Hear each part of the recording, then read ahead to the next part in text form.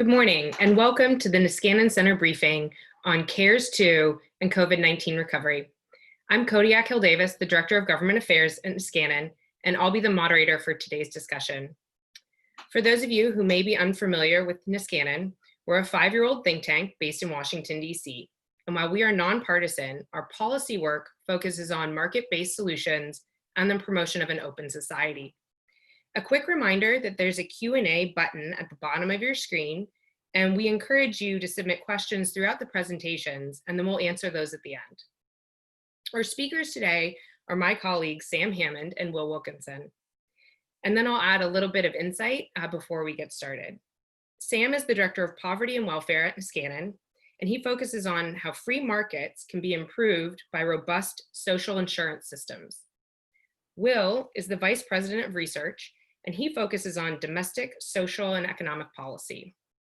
And before I turn it over to my colleagues, I want to provide a bit of political and legislative landscape to help anchor what they're going to be discussing in a little bit more depth.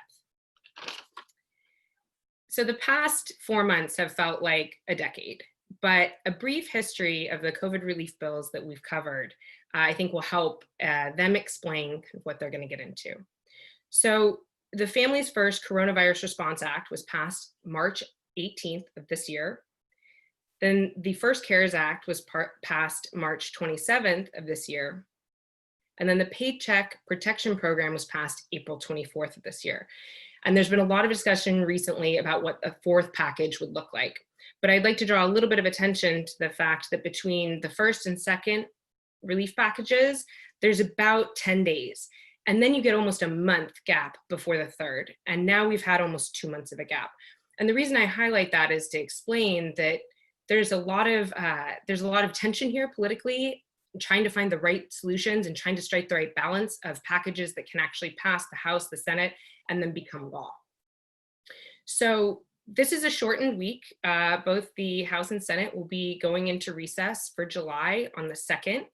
And when I say going into recess, I caveat that with the fact that legislative days look a little different than they typically do. The House is still operating on a proxy voting system. Committee hearings are remote.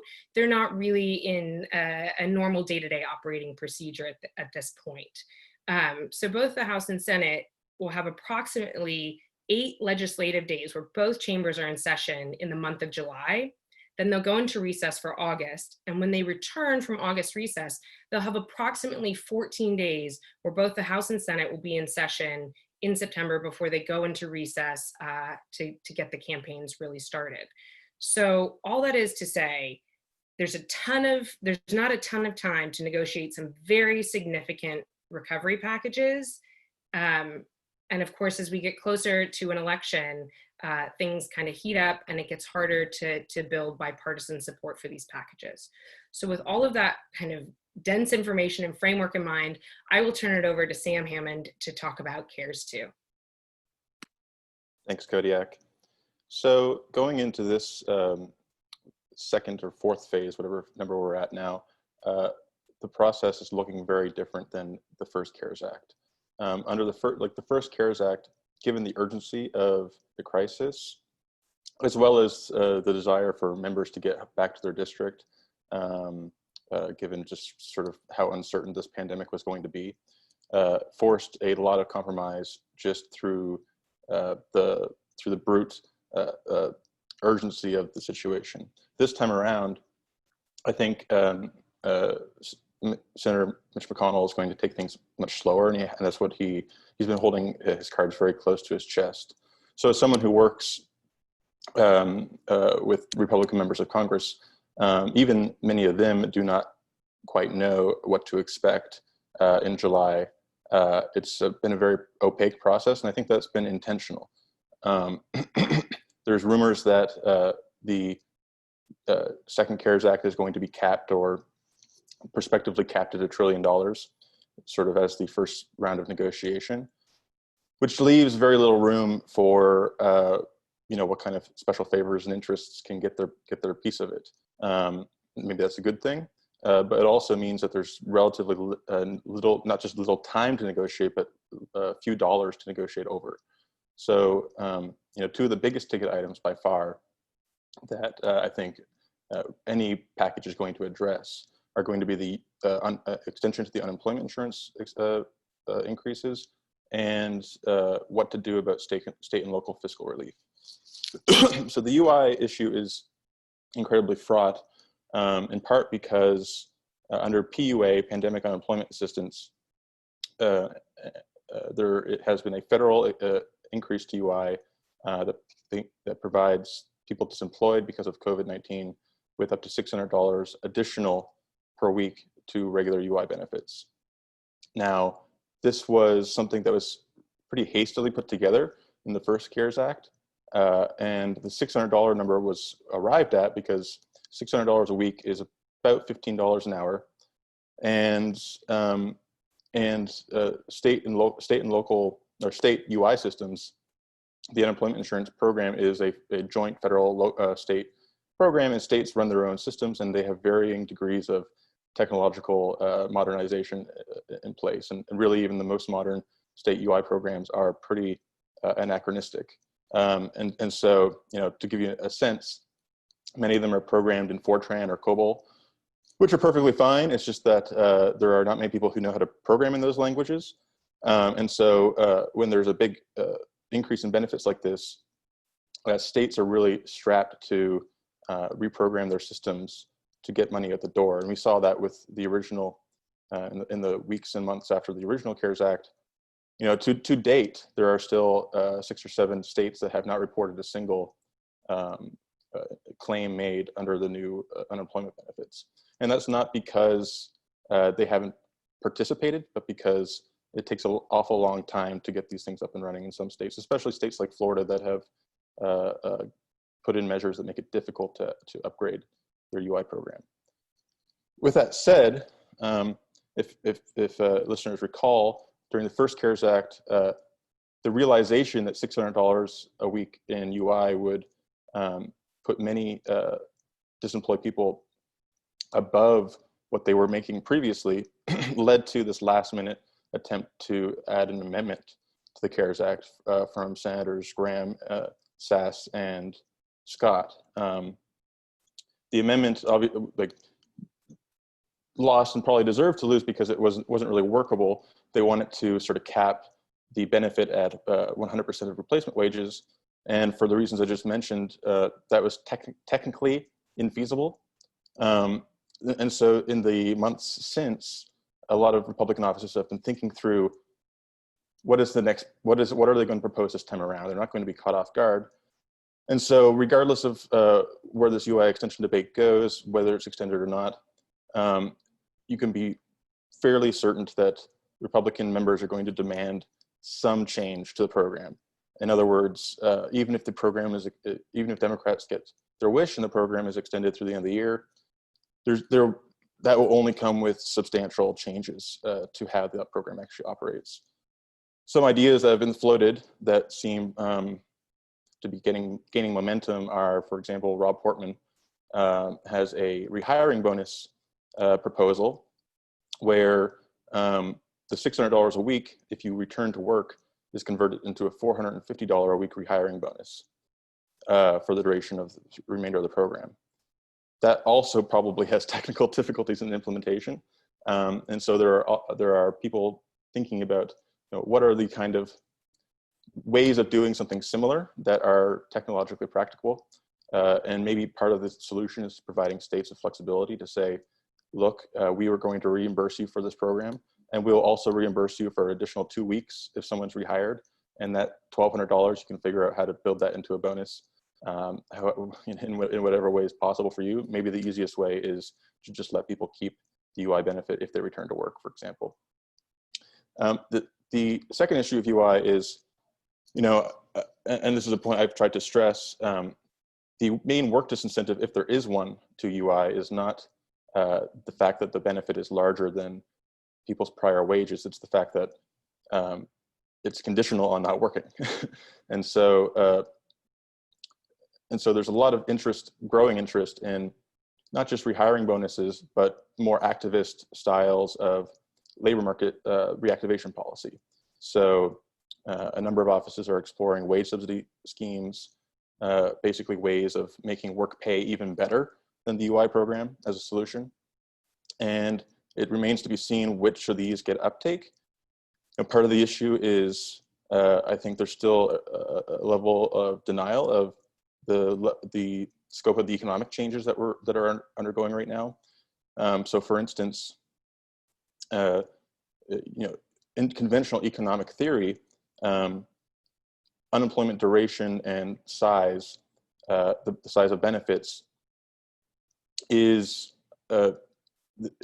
basically the trade-off is the larger and longer unemployment lasts, the more people will stay out of the labor force and look for jobs that are a better match for their skills. And the shorter unemployment is and the smaller the benefits, the more they're willing to take the first job they have offered. And if there is a large restructuring or reallocation of labor taking place right now because hospitality and tourism or food services are not going to come back in the way they used to, then there's a pretty standard economic case to think that longer and larger unemployment benefits aren't going to be that damaging. In part because if we force people to go back to work now into jobs that are going to disappear anyway, that just prolongs the reallocation. So these are some of the things that people are debating. Another area that within UI that is kind of hot right now is, UI is kind of providing a backstop to a lot of families that don't have paid sick or medical leave. And here, there are opportunities or there's at least room to suggest that regardless of what happens to UI as a whole, that those benefits for that class of people who have COVID symptoms or who are directly affected by COVID, not sort of in a vague sense, but in a very direct way, should still remain fully eligible, in part because this is part of a public health response to ensure that people do not go to work if they're sick. The next topic, state and local, which sort of bleeds in a little bit with what Will's going to speak about, is I think even more complex. In one sense, it's simpler. States have suffered massive revenue losses because of closures of businesses. Many states don't have income taxes. In general, states and cities rely overwhelmingly, more than the federal government for sure, on sales taxes. This has created a kind of debate. Going back to the original CARES Act, Mitch McConnell sort of branded state and local federal aid as a blue state bailout. I think the politics of this are now changing pretty rapidly as the coronavirus pandemic is spreading into rural and more southern areas. So it sort of remains to be seen how that's going to affect the political calculus. However, you already see senators like John Kennedy of Louisiana being very vocal about the need for state and fiscal aid to his state, which has been also very badly hit by the pandemic. And there are a variety of sort of intermediate solutions that are maybe not the full $500 billion that the National Governors Association has asked for, but may include, for instance, taking the existing money that's been allocated under the first CARES Act and allowing states to use that to offset revenue loss. Currently, they can only use those monies for costs directly related to COVID. In general, I think this is an issue where people, it's sadly become politicized in a way that I think is a bit confused. So in general, as Republicans and conservatives care about federalism. They care about the ability of state and localities to, practice self-government. And just as a matter of fact, it's hard to practice self-government if you are in permanent budget austerity. And so there is a sense in which Republicans and anyone who opposes some kind of state and local fiscal aid are really undermining our system of fiscal federalism, because in the longer run, if states and localities can't be trusted to have the fiscal capacity to provide public goods and services, then the demand for the federal government to take over those responsibilities will grow. So I think there's some reassessment taking place. That said, between UI and state and local relief, we're talking easily, $750 billion. So that leaves very little left of this $1 trillion cap to bargain over, to fight over. There's been a lot of speculation about what the White House wants out of this proposal, and really that's just as good as the speculation as most speculation is, because so far the White House has been extremely inconsistent in what it's asking for. Originally, Donald Trump and his advisors announced that they wanted a full waiver of the payroll tax, which through the end of the year would approach $1 trillion by itself. Then more recently, White House advisor Peter Navarro said he wants a $2 trillion manufacturing stimulus. Not really clear what that actually refers to. And even more recently, Donald Trump has signaled that he wants to do another direct payment,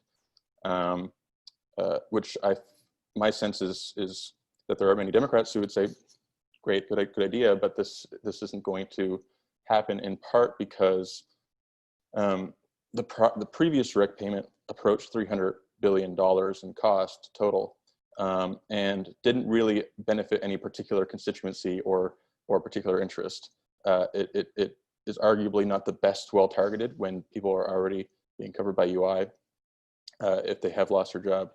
And so when you think about the politics of this, if you have $300 billion to disperse and you have other lobbies fighting from higher ed to childcare for a piece of that, the idea that we're just going to send it to everybody, it might be the most efficient policy in some sense, but it doesn't seem the most politically realistic. That being said, there are a variety of intermediate ways that we could do another round of direct payments. I've been a longtime advocate of child benefits and child allowances, and I think there's a case to be made for making the child tax credit fully refundable as part of the next CARES Act. Why? Well, because there's a conventional story that the child tax credit exists to compensate childcare duties done at home, sort of by parents. And then this crisis has in many ways made many families suddenly families of stay-at-home parents who are suddenly being burdened with a variety of childcare expenses that they didn't formerly have. So there's a case to be made there. There's also a case to be made that the uninsurance insurance program, as generous as it is, doesn't have a dependent bonus. So if you have two people who both lost their job, but one has a child, they're both receiving $600 a week. The one with the child doesn't normally get anything extra. So that being, and the broader context is a fully refundable child tax credit would be much cheaper, on the order of $20 billion rather than $200 or $300 billion. And so, Trump can put his name on the check if he wants, but that is something that is at least more feasible. And then there's a variety of other sort of things that are floating around. So the PPP program has kind of been winding to an end as the 8.5 weeks that businesses had to use their loans comes to an end as well. But there are still, discussions about how to transition the PPP program from a pure payroll protection schema to something based on something that would allow businesses to rebuild and make investments that are more longer term in orientation. So there are a variety of proposals. One that's most prominent in my mind is the Restart Act.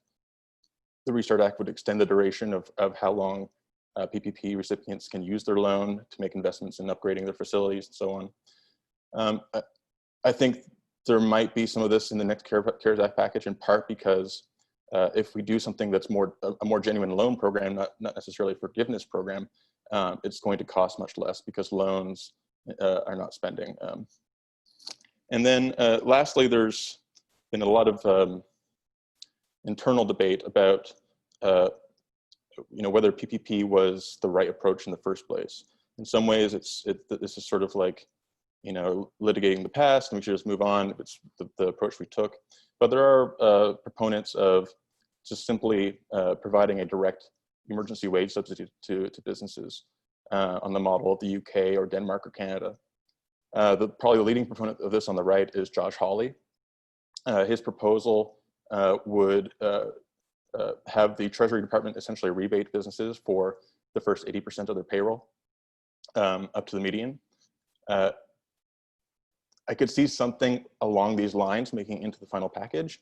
The issue is that the true proposals of this nature are incredibly expensive. We ran a cost estimate of the Hawley proposal, and it's on the order of tens of billions of dollars a month, pardon, a week. So that said, Donald Trump has signaled that he wants to have a payroll tax cut. One thing I've suggested is that we think of a payroll rebate, a direct payroll rebate, in the form of a refundable credit, as fulfilling his wish to have a payroll tax cut, but in a way that's much more targeted at lower income employers than something that extends all the way up the 120 odd $1,000 that are taxed by payroll taxes. So that being said, part of the state and local fiscal issue is also the fact that states and localities are having to take over this public health response. Back in April, the administration announced that they were transitioning from the responsibilities from FEMA in testing and tracing to states and localities. But as Will is going to talk about next, they haven't backed this up with actual money for states and localities to implement these programs. And so in addition to just revenue loss, they're also having to take on these very urgent needs.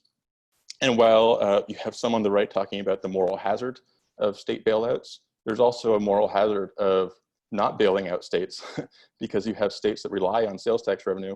And so they want to open up their bars and restaurants so they can begin making money. So with that, I'm going to turn it over to Will Wilkinson, who's going to talk about this at the level of a test and trace regime to get us back to normal. Hi, good morning, everyone. Thanks for joining us. I'm going to talk a little bit about testing and what we need to do if we want to, finally suppress the virus in the United States. Here at the Niskanen Center, we've been working with a team out of the Safra Center for Ethics at Harvard, and our team includes epidemiologists, economists, law professors, policy analysts, and we've put out a couple of plans on how to deal with the pandemic.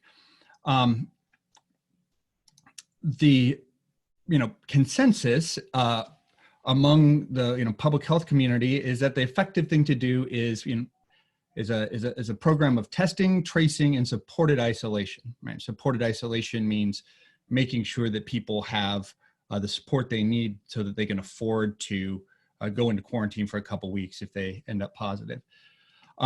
This has proven incredibly effective in countries all around the world. Taiwan, for instance, got right on top of it. A lot of the Asian nations have been doing better because they had experience with SARS. There's already norms about masks, but also there was a clear recognition that the earlier you start testing and contact tracing, the quicker you can just get the infection rate down basically to zero, right? So Taiwan, ended up with only like 447 total cases. They got on top of it so fast. South Korea has also done a wonderful job. They ended up with, fewer than 13,000 cases. And, and keep in mind that here in the United States, we're around 150,000 deaths and well more than 1 million cases, right? So we've let it go for a long, long time. And that is costing our economy an almost unfathomable amount, right? And so it makes sense to just spend a little bit of money to prevent an even greater economic catastrophe. Now, as I'm sure you've all seen on the news, the Republican plan, basically President Trump's plan to deal with the pandemic after his administration failed pretty miserably early on, as Sam said, he basically just foisted responsibility off onto the states and says, you take care of it. And the the line from the administration was basically, we can't let the, we can't let the cure be worse than the disease. We need to open up the economy as quickly as we possibly can. And basically my take on it is that, the administration was mortified by the optics of the failure to manage the pandemic early on, and wanted to stage manage the perception that we've returned to normal, that the economy is just back online. We're going to recover. It's going to look like everything's chugging along going into the into the election. But we can see now that that has had negative side effects pretty predictably. So like today, let's see, I've got to just take a picture of where we are in terms of the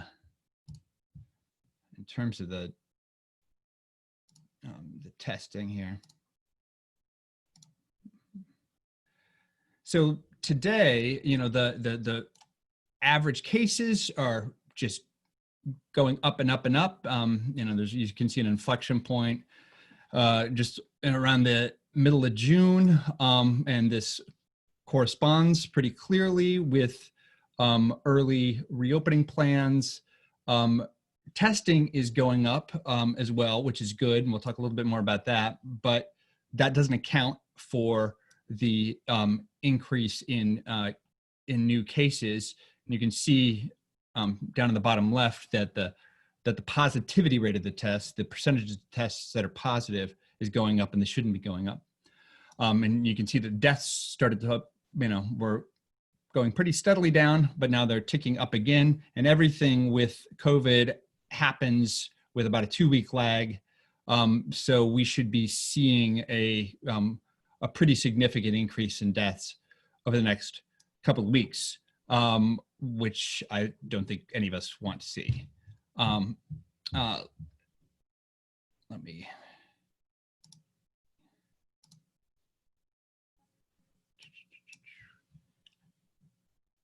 I'm trying to unshare this all of a sudden. How do I do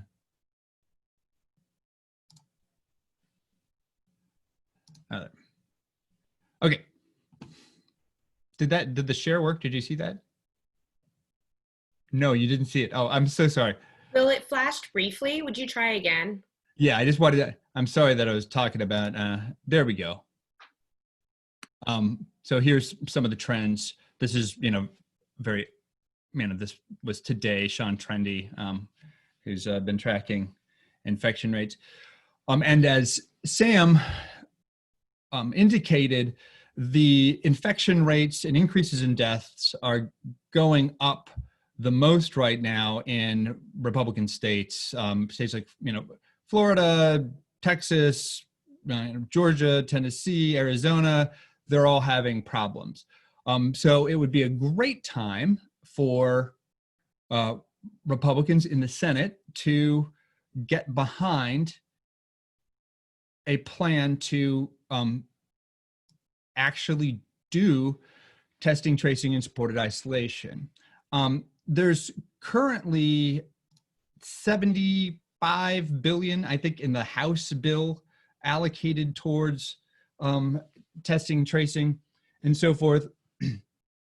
I don't think it actually takes that much. It seems like we could get by with about $35 billion, $35 billion in money for new tests, and that would enable us to, not only flatten the curve, but start to really bend the curve. Now, a couple of things that I want to talk a little bit more about is about why the federal government really does need to step in here. We've been talking a lot with Republican legislators, and one thing we've been hearing is like, well, the private sector, ought to be sufficient to deal with this problem. Like, we've got the ingenuity of business, market incentives. It's not good for anybody's business to have this going on. So like, shouldn't we expect, the market to take care of it? And there are a number of reasons why you shouldn't.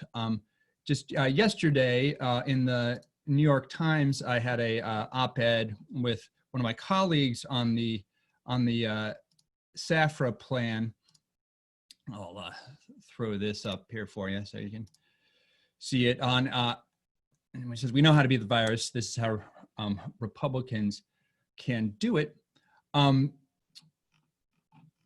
So what we want to do is to have enough money demanding tests, that tests get produced. So the two reasons right now that the private sector isn't doing enough is that one, private testing tends to be a little bit inefficient, right? So like if you imagine that, you know, you're running a business, or that you're the president of a university, or, you know, the principal of a school, or, you know, you're running a church, it can be effective in a, you know, kind of micro way to like test people in your own institution. You know, like you want to make sure that students in your school aren't sick, so on and so forth. But that method, that kind of private testing, you end up testing actually too many people that don't actually need to be tested, and you can't actually identify the sources of the infection, right? You're contained to the jurisdiction of your institution.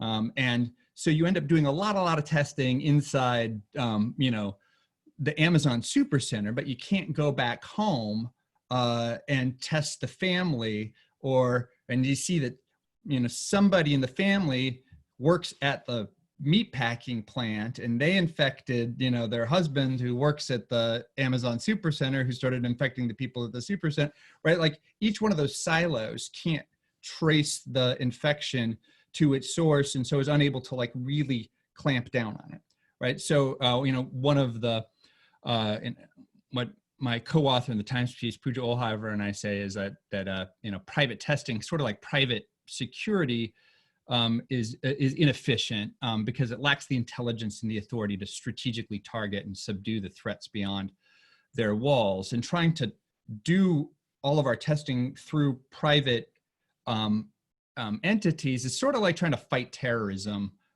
using private security, right? Like this kind of you know, stopping disease spread is a classic collective action problem, and we need something like government to come in and help us do it.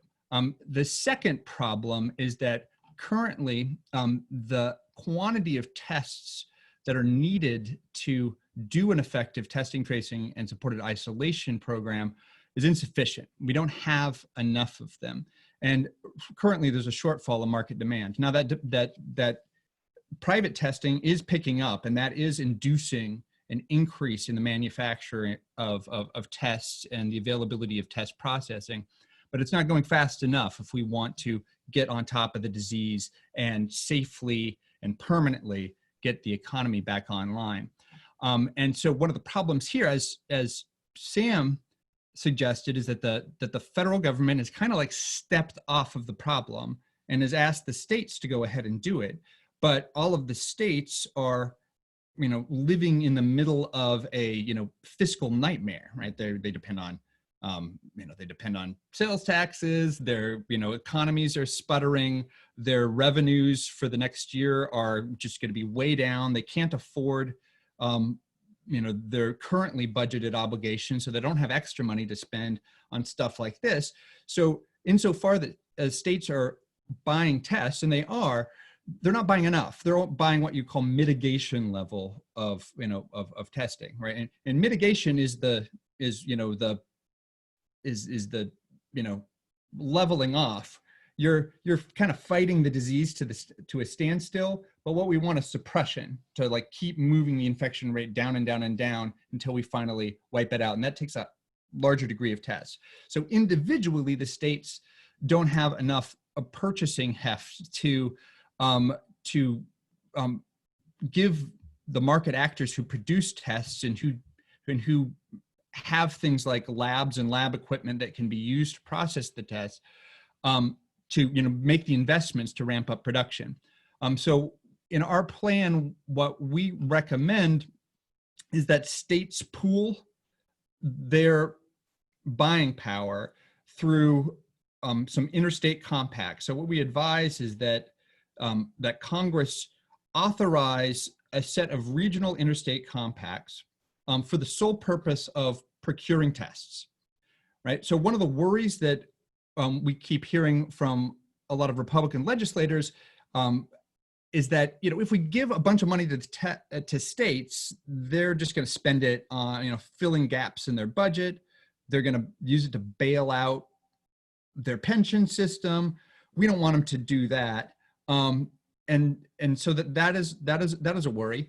And then also this is one of these collective action problems. Like, it's hard for the states to figure out the right way to coordinate so that they can combine their efforts. That's one of the things that we have a federal government for, right? Is that it, the United States, that union has a collective power that none of the constituent states have. And when you leave each state on its own, you get some significant problems. You can mitigate those problems by kind of creating these mini unions, these interstate compacts. And the idea is that the states will pool their buying power. So the idea is that Congress will appropriate money to the compacts, not to the states. The compacts make, bulk purchase orders. They're guaranteeing that if you, manufacture some tests or make the upfront cost to, build a lab that can do testing analysis, that's going to pay off, right? And that's what the market needs. It needs those signals that they're going to make some money, and they're not getting them currently. And these interstate compacts are a mechanism by which that can be achieved. So that's part of the plan. The other part of the plan is what we need to do for contact tracing. And that is an inherently local activity. And so that money needs to go to the states. And state public health departments and county public health departments will need to submit plans for how they are going to do contact tracing to qualify for basically block grants, which they'll spend for this purpose. This is very strongly in the interest of like every state to just get this thing taken care of.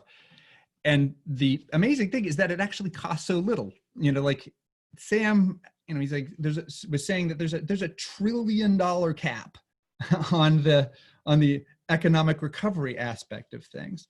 And this is something that takes I'm sorry, I think I gave the wrong number before. We're asking for $43.5 billion. $43.5 billion is nothing, if it can prevent another $1 trillion of economic damage or prevent,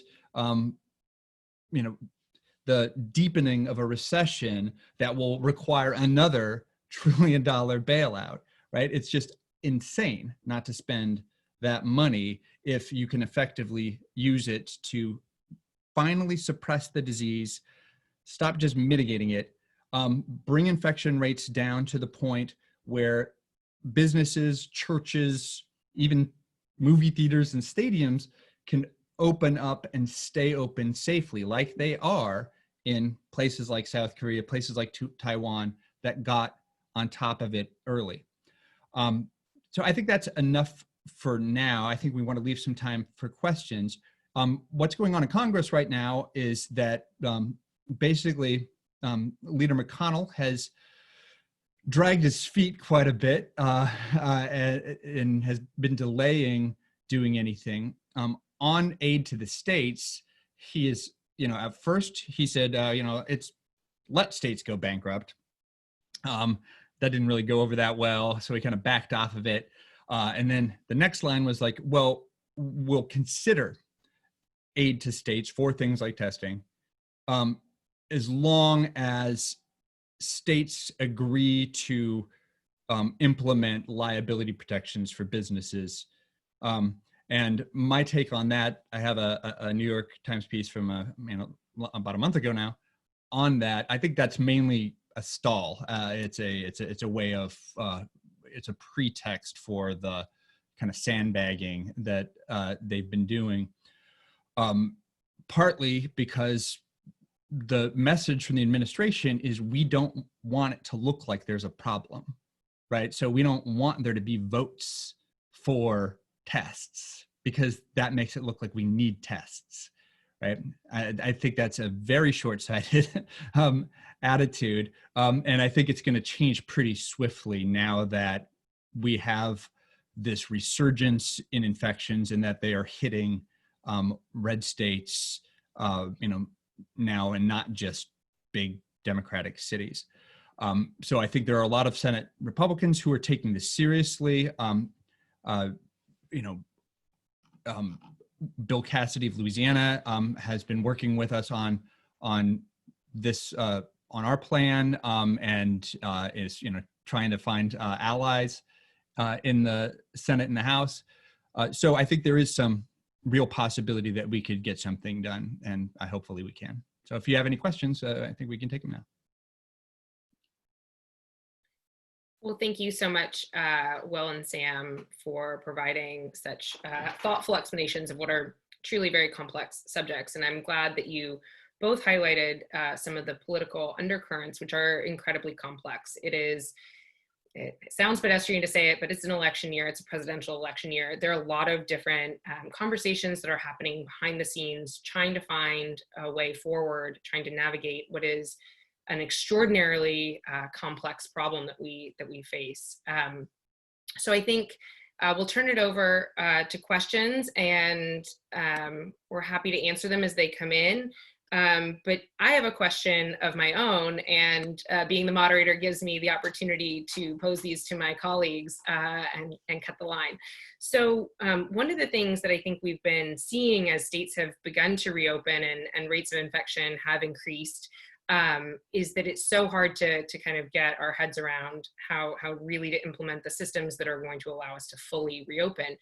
Will, if the SAFR plan that you've outlined for us were to be fully funded in the phase 4 package, the $43.5 billion for the testing, tracing, supported isolation, the block grants to states for local testing and tracing, how quickly do you think that could be implemented? Because of course, what we're talking about politically and legislatively has certain timelines, certain restrictions, how many days both chambers are going to be in session before the election. But this disease clearly doesn't follow political timelines. So how quickly, if that funding were allocated, do you think these programs could really get up and running in a meaningful way?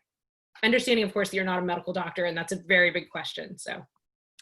3 or 4 months, if there was a real, commitment to it. It does take a while for manufacturers, labs, and so forth to build up some capacity, but they do it actually quite quickly. They're pretty nimble, so that increase in capacity can happen in 1 or 2 months. And then once you just really start targeting efforts on the places that you most need to target. So like in our plan, we divide counties up into red zones, orange zones, yellow zones, and green zones based on the rate of infection. And the goal is to get to green so that you can open and stay open. Like you want to focus your testing and tracing on the orange and yellow zones, not the red zones actually, because it takes so much to that's not the most efficient allocation of the resources. You can actually more easily get the orange and yellow zones into the green. So if you just attack those really persistently, it can take, in a month, you can push them down. It does depend on like what level of infection you're starting from, but it's completely reasonable that if you have an adequate supply of tests, if you've built up a core of community-based contact tracers who are, looking for the positive cases, they find the positive cases, they trace all of their contacts, they find all of the positive cases among those contacts, they trace all their contacts, and pretty soon they've got a handle on it. The infection rate goes down very, very, very quickly.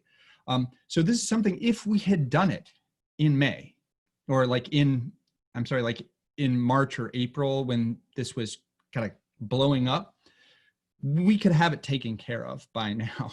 We could be at the point where we are reopening in the way that lots of states have been trying to do, but actually safely, so that we don't have to revert to lockdowns again. And so it's a, big problem that we didn't do it in the first place, and it costs a lot more money and takes more time if you do it when the infection rate is higher. But still, if we devote real resources and energy to it, we could, in I'd say 3 or 4 months, be in a position where things would be, moving in the direction of normalcy and the possibility of safe reopening. Of course, every place is going to differ a little bit, but we would actually be able to substantially reopen the economy without fear of new outbreaks. Thank you. And of course, that timeline, even 3 to 4 months, on the one hand seems so quick. And on the other hand, the idea of being forced back into any kind of a lockdown also seems very untenable, especially now that people in all over the country have had much more freedom and much more flexibility of movement. Anecdotally, I picked up food from a local restaurant here in DC, and they took my phone number down specifically, and I asked, not necessarily willing to give out my information to just anyone, but they said that it was part of the reopening, that they want to make sure that if anyone in their kitchen were to come down with symptoms, that they would be able to provide that information to the local health department. So we're making all sorts of small incremental steps, but hopefully steps in the right direction.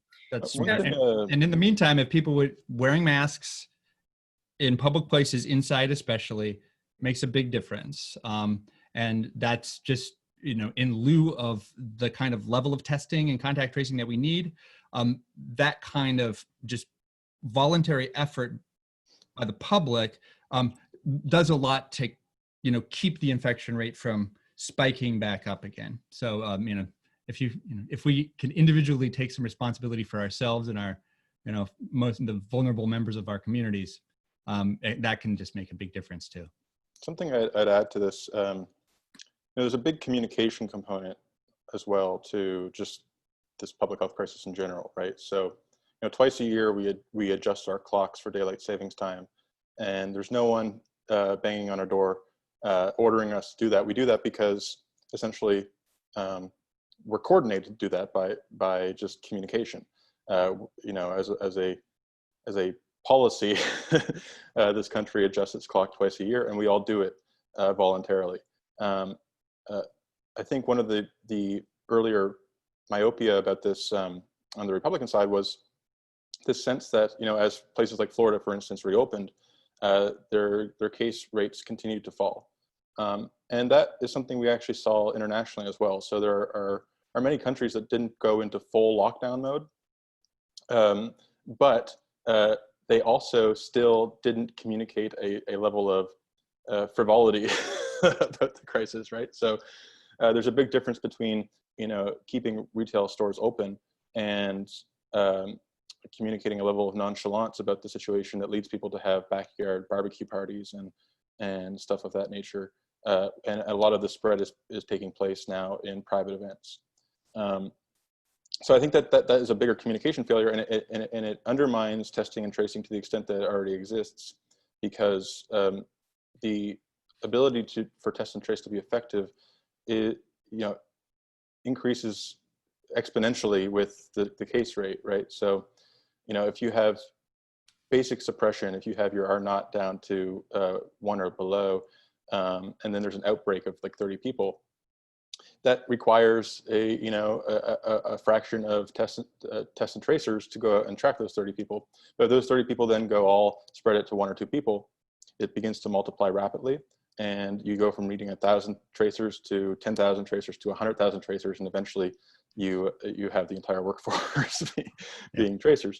One of the questions that I get a lot about the state and local fiscal relief issue, and I think this was also part of why McConnell has been slow walking this, is the fact that the Federal Reserve has, under Section 13.3 authorities, a municipal lending facility that is stood up. The issue here is that, while basic estimates say that states need about $500 billion to shore up their revenue, this lending facility has about $500 billion or $400 billion to to lend. But this is sort of like thinking that we can replace the unemployment insurance program with a payday lending scheme where you get cash advance.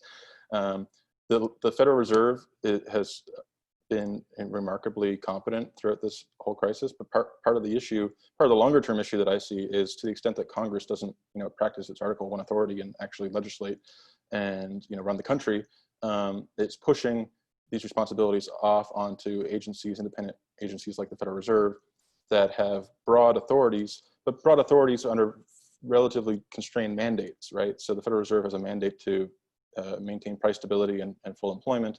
That's sort of expanded into an implicit third mandate, which is to maintain basic financial stability, macroprudential stability. And so the Federal Reserve is doing all it can, but it's constrained both politically and also sort of in terms of longer term political economy, because it doesn't want to push the boundaries too much, because when the dust settles years from now, there's a permanent sense in which their independence has been compromised. And with the case of the lending facility particularly, so the Federal Reserve has the lender of last resort authorities. So it's not supposed to be the first person giving states and municipalities loans. It's supposed to be the last lender. And as such, the term sheet for this loan program basically takes the standard interest rate and adds a couple basis points to 30 or 40 basis points to it, because it doesn't want this money to be cheap. And so essentially this loan program doesn't exist to help states finance the revenue loss. It exists to keep states from becoming Cyprus. That's basically what it's there for. If Illinois or any of these other states, and this is also why it hasn't had a lot of uptake, because states are going to use it as a last resort. If Illinois enters a budget crisis, is on the brink of bankruptcy, their borrowing rates are going to go through the roof, and then they will draw on the Federal Reserve. But this is really a last resort, and becoming a failed state is not really an option I want to pursue. Yeah, paying the money back isn't really attractive to many states, and the Fed could forgive the loans, but there's no assurance that they would. And so it's, risky to take that money. So it is a real last resort. Well, thank you so much to Will and Sam. This has been incredibly enlightening, I think, for me. Certainly these are very complex problems that we face. And as always, I'm encouraged that we have minds like yours working on them. And thank you to everyone who participated today. We really appreciate that you spent part of your morning with us. And we hope that everyone stays healthy. Thank you, everyone. Thank you.